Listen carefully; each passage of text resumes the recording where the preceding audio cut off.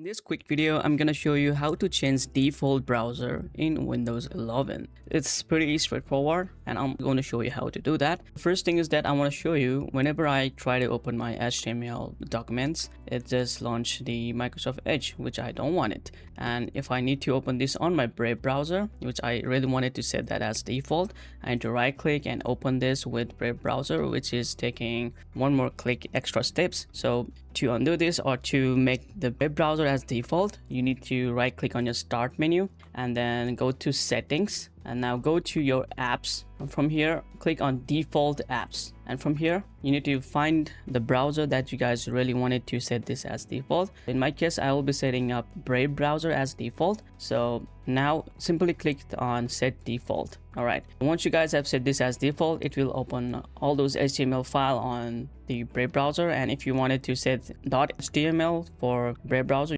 to do that you need to click this arrow button and then choose the Brave browser, set this as default. And even like SVG format pictures, you can do that as well for Brave browser, setting this as default. And you can do everything here for Brave. All right, just setting that as a default. Now whenever I open up the HTML, you can see, boom, we are using the Brave browser right now. You can pretty much see that. All right, this is how you guys can set or change default browser in Windows 11 in 2026. Thank you so much for watching. Hope this video helped you out. See you guys in the next one.